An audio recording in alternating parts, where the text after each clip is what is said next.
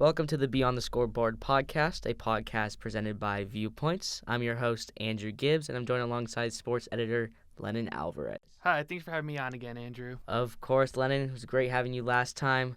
This time is going to be our last one of the spring semester. I'm glad to have you on by my side. We will be returning to the fall, but for this last episode, we will just be covering what happened in our press week this past week. Of May 31st, that week of May 31st. We had multiple stories in the sports section. I had one, you had one. We're going to just cover them a little bit. So like we said in the last one about Coach McCarron getting his 17 for 17, that story did publish over this past weekend in our press release.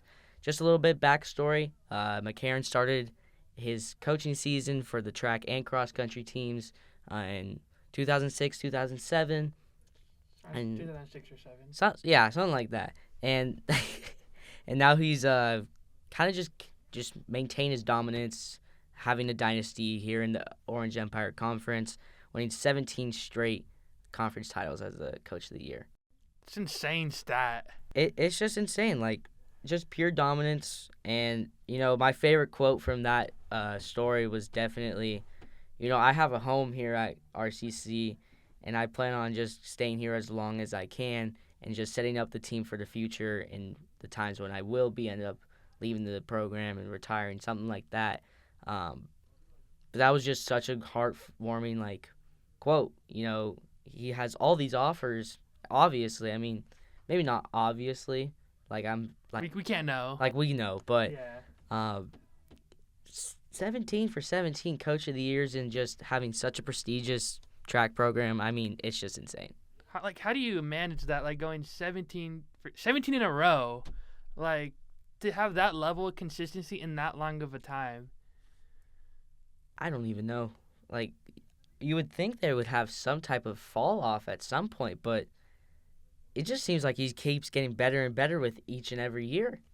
Yeah, I mean, that consistency is crazy. I mean, where do you think McCarron ranks all time in RCC head coaches? I think it's 1A and 1B with Coach Kraft.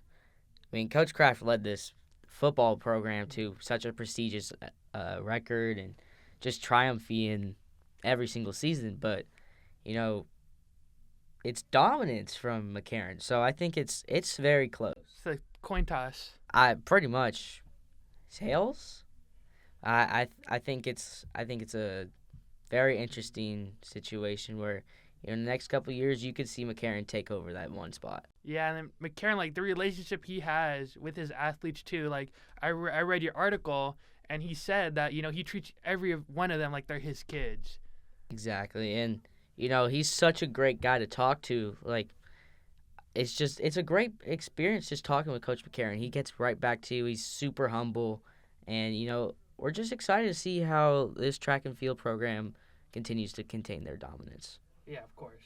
And, we also had a story about dominance, but we were talking about Coach Kraft, and now his son's taking over. Mm-hmm. But we're having a dominance between two sisters in the tennis program, the Caparo sisters. You want to talk a little bit about that, Lennon? Yeah, so, these two sisters, they played together tennis for a long time, and then this is their final season together.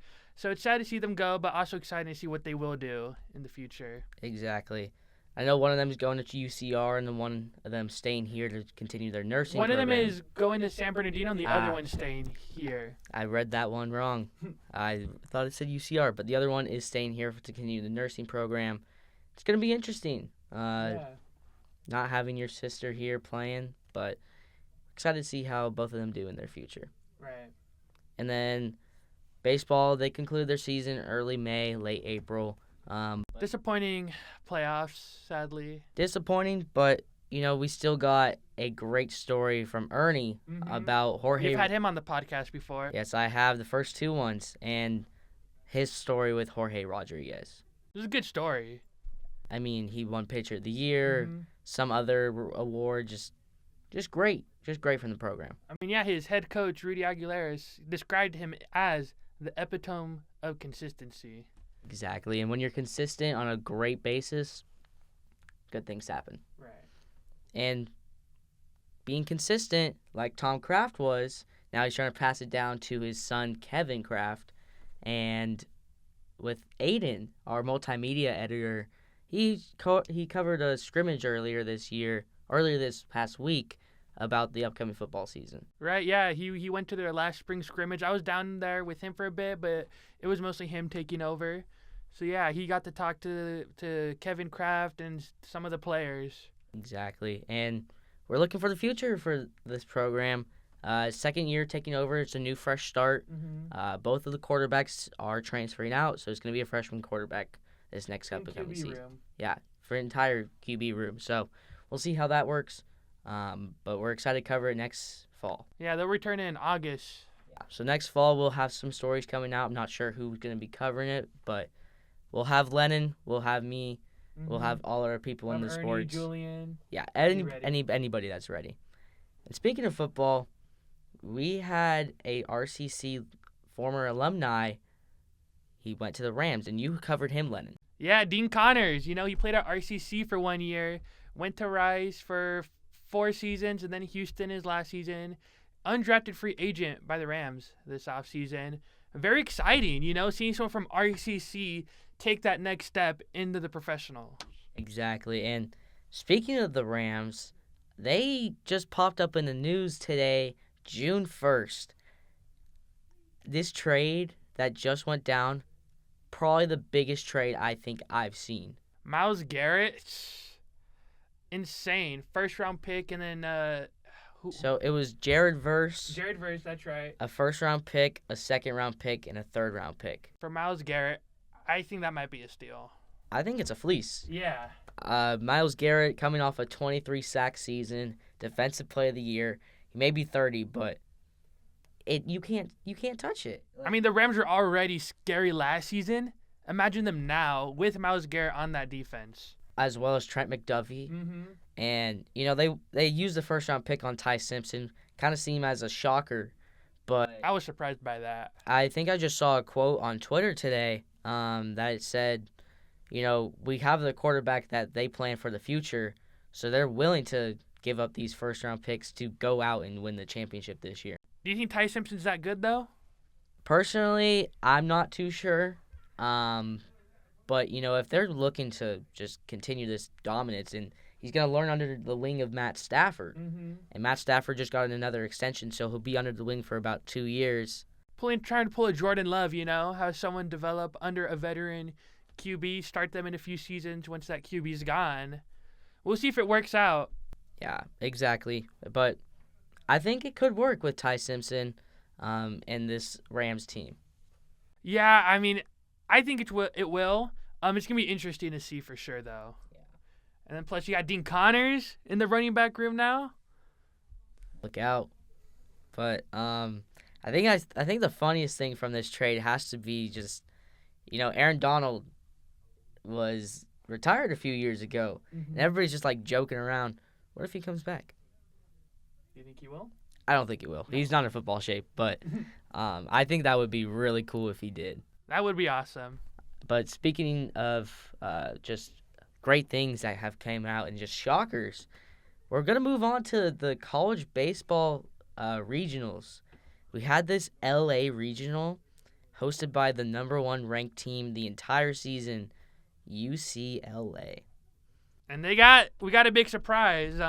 They lost. They're out. They are out. This is the first team in history of NCAA baseball where the number 1 team ranked from the beginning of the season to the end of the season does not make it to the Super Regional. Where do you think this ranks in all-time team collapses? I mean, they went 51-7 during the regular season. I think this has to be like top 3. Yeah, I mean, it's just insane. A team with so much hype, so many good players, and then they right away collapse. Yeah, I personally, like, the players, yeah, they get all the backlash, but that also kind of falls back on the coach, if you know what I mean. I mean, you got to remember, these are still kids who are developing. They're still college kids, and they didn't have them ready. They didn't. And, you know, they lost their first game 3-2 against St. Mary's. Then they came back and beat Virginia Tech on a walk-off. And then they lost to St. Mary's again on a walk-off. It's terrible. It's embarrassing for the And, program. it's bad, but one of these Cal States, Cal Poly San Luis Obispo, they are looking to host a super regional. It's going to be between them and University of Kentucky, who gets a super regional. Hopefully Cal Poly is closer to home than Kentucky. I low-key hope it's Cal Poly. They low-key deserve it. Right.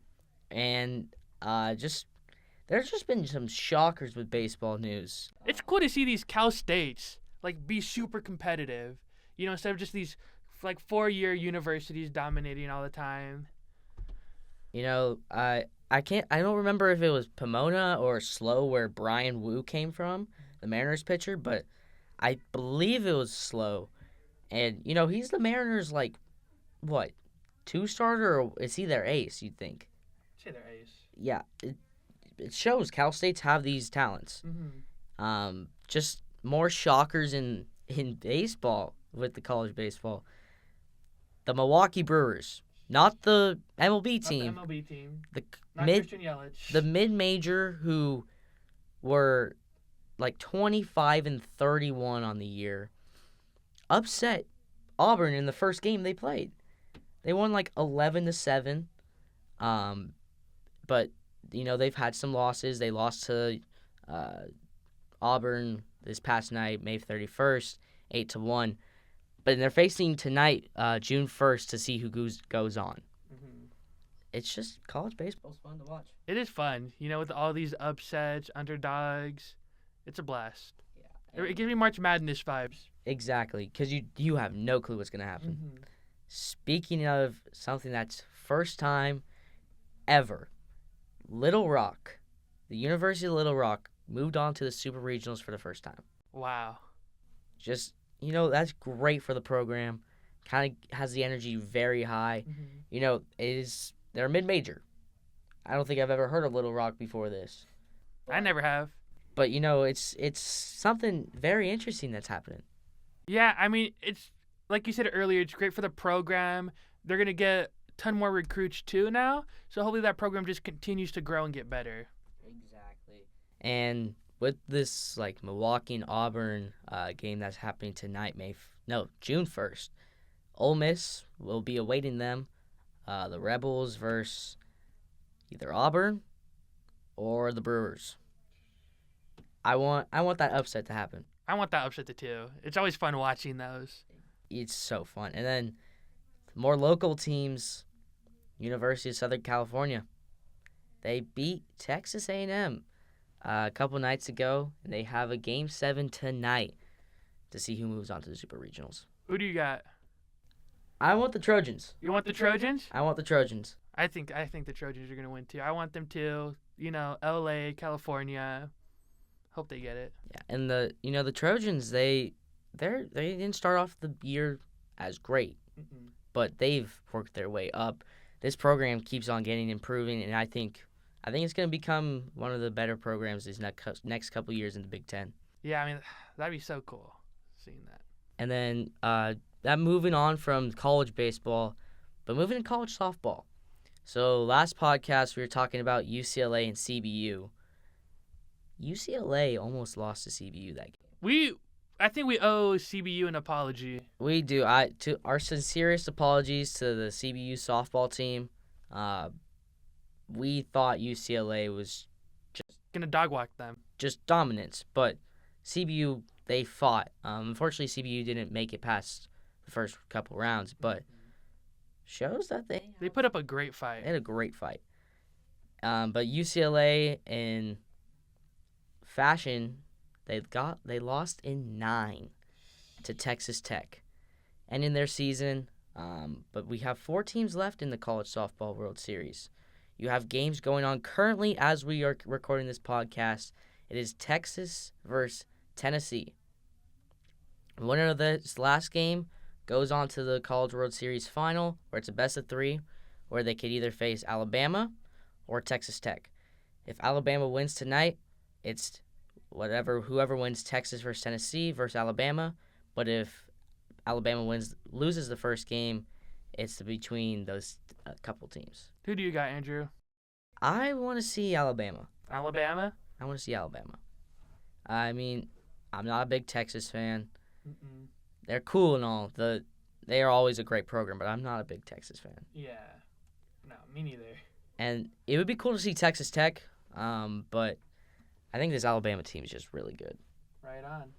And unfortunately, the Mississippi State team, the Bulldogs, they lost, I believe, to Texas and Texas Tech to begin the College World Series softball finals, which sucks because I went to school with somebody that was on Mississippi State's team. Did you actually? Yeah, I believe she was batting third in the lineup. Her name's Diane Romero. Oh, wow. So did you go to high school with her? Or? Yeah, I went to high school with her. She's one of my sister's best friends. No way. They still talk, or? Still talk. It was great to see how they were playing. Awesome. What high school did you go to? Temescal Canyon High School in Lake Elsinore. Oh, okay. Now Riverside's 40 minutes away from my high school. Still kind of local. Still kind of local. Still in the IE. Mm-hmm. But not as close to RCC like you were from Poly. Yeah, just say if you're in that area, then you could make big leaps. Exactly. And I think we had a Poly softball pitcher that went D1 also when Zion was playing. Right on. I can't remember what team she went to, but she went to a great team also. Mm-hmm. But that's really all I got, Lennon. You got anything else? I think that's a bit it. I think that's it. Yeah.